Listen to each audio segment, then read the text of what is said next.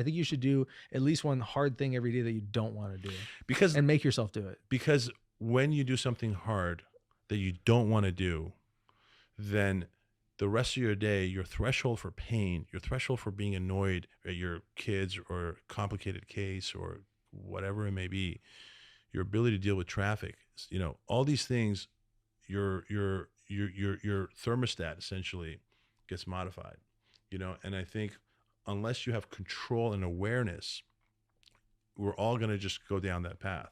And so I think for me, that morning cold plunge just puts me in that state of, hey, you know what? I have control over this. Even as nasty as this is this moment, I'm okay, right? And it's only 2 or 3 minutes I'm in there, 3 minutes I'm in there, but then that carries me for my day. Do you do it for health benefits?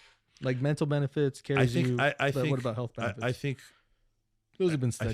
I think the mental is probably more than I mean, I've read all the stuff on cold plunge, and I do infrared sauna, I do So it's contrast really mental for therapy. you.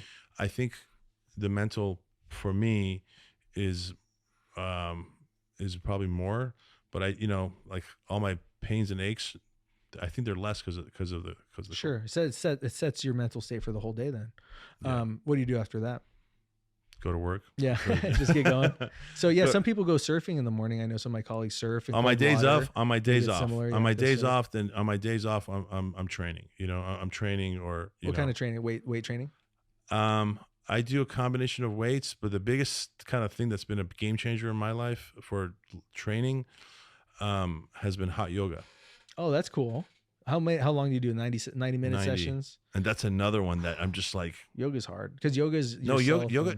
It's one thing. Yoga, I'm already like, flexibility is a problem, but it used to, but I sweat too much in a hot yoga No, class. dude, you haven't sweat. I'm like dumping. We're the same then. No, but we'll be at pools next to each other. It'll communicate. But I think so. That to me has been a life. Have you ever been in a hot yoga class that they have to turn the heat down because you're sweating too much? No. Nah.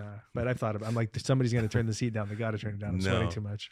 No, but I think these things are mentally and physically, they prime you to get through what we get through. It helps your aerobics or your aerobic conditioning, cardiovascular fitness. For sure. The place I first trained, my professor would turn the gym up heat to 90, and we would train for 2 hours. And it was like that every time. So we would just be pouring sweat.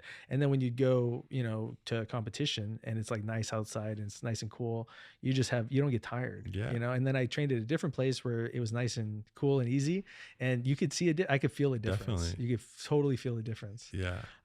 What kind of studies do you think we need to do next? Because I'm really interested. I can put studies together at my institution, and yes. I think these things need to be studied. But what do you think is next for this that can get us to the next step of understanding it better, but then implementation and knowing what type of patients and like what type of patients this would be best for? Because everybody is in their own echo chamber, even as surgeons, like trauma surgeons talk to trauma surgeons, and there's very little interdisciplinary discussions. I spoke with a plastic surgeon. He blew my mind about soft tissue and about the importance of these types of, input into our body.